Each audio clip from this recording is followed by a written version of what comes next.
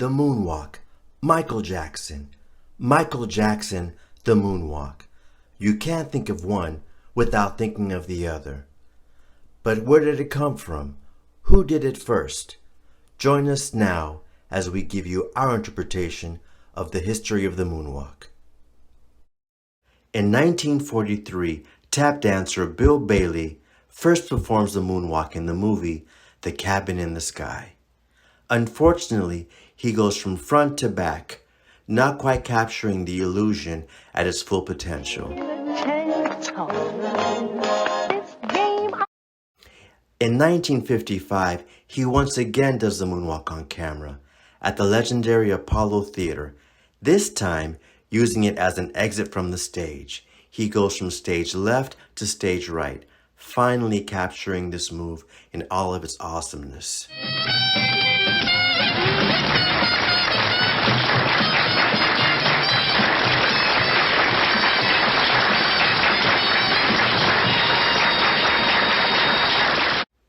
It's said that Bill Bailey learned it from the great Bill Robinson, a.k.a. Bojangles.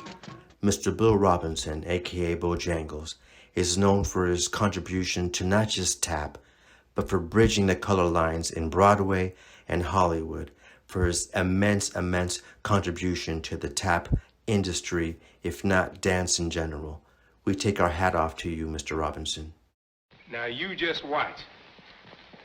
I went to the market for to get some beef, and the beef so tough, and I couldn't get enough. I paid $5 for a great big hog, and the hog so fat, and I couldn't get back.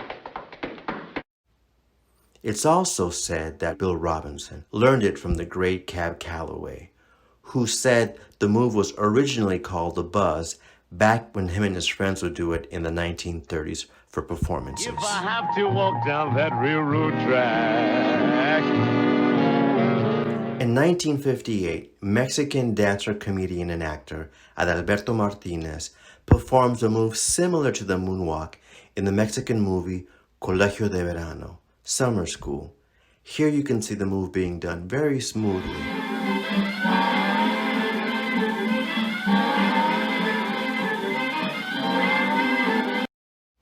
Also in 1958, on The Pat Boone Show, Mr. Dick Van Dyke performs a similar move during a skit Mailing a Letter.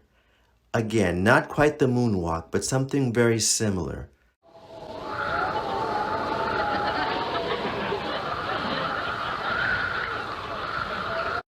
Here's that similar move again, done by the late, great Bob Fosse during his movie The Little Prince. Here we see the great French mime Marcel Marceau doing his version out in Europe.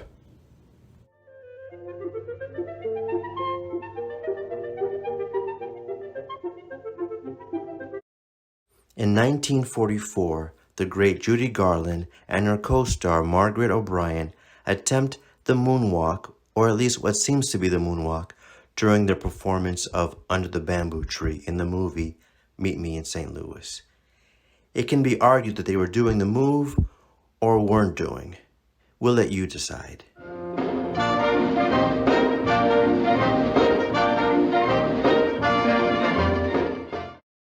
In 1972, Lucy Arnaz, daughter of Lucille Ball and Desi Arnaz, performs the song Fever alongside Jim Bailey.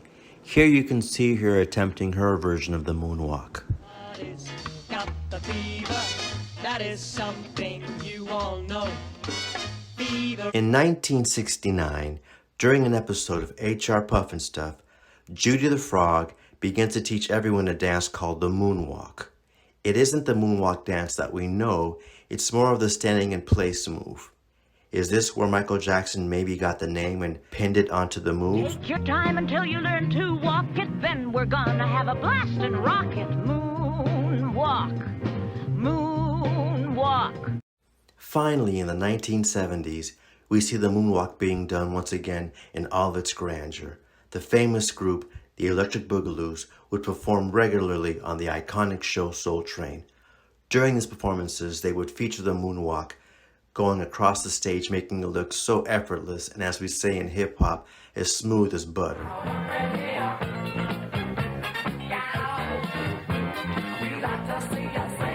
The Electric Bugaloos were known for always teaching people their style, welcoming other dancers into their sets.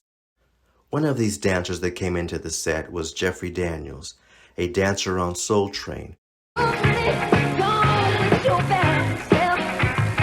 who later joined the group Shalimar alongside Jody Watley and Howard Hewitt.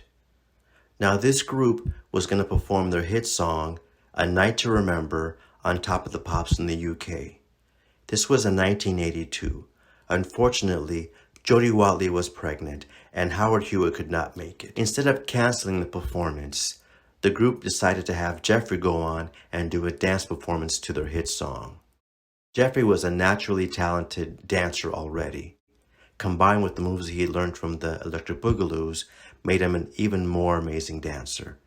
During a certain part of the song, he busts out the moonwalk, and at that point, everyone's jaws just dropped. No one had seen this move in the UK or just about anywhere on the TV show. It was quite a hit. Very shortly after, he was invited back to Top of the Pops to perform once again to their hit song, due to the wonderful response to the first performance. Again, he does the moonwalk, this time adding a little bit of trickery to it. All in all, it was a great performance. So great that it caught a very special person's eye.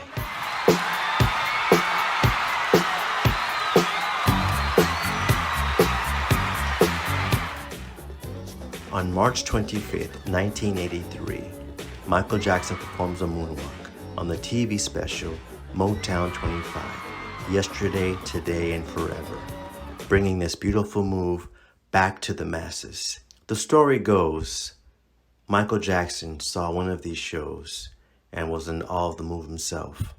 So much in awe that he flew him back out to LA and began working with him not only on the moonwalk, but on numerous other dance moves that he saw Jeffrey do. The moonwalk was a dance that the kids were doing on the streets. And Michael came along later, and he had a guy by the name of Jeffrey Daniels to teach him to do the moonwalk. And Jeffrey taught him to do the moonwalk, and he was good at it.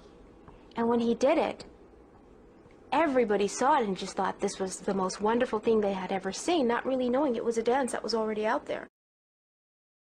And since then, things ain't been the same. Nowadays, the moonwalk is a part of a whole new culture, being done on different platforms in movies, competitions by many artists on stage. We are just a small nugget of information and a part of the family of dance. And it was our pleasure to bring to you this information about the moonwalk and how it came to be. Always keep searching, always keep growing. And as Michael Jackson would say, study the greats and be greater. This is Fusion signing off, and as I always say, keep dancing.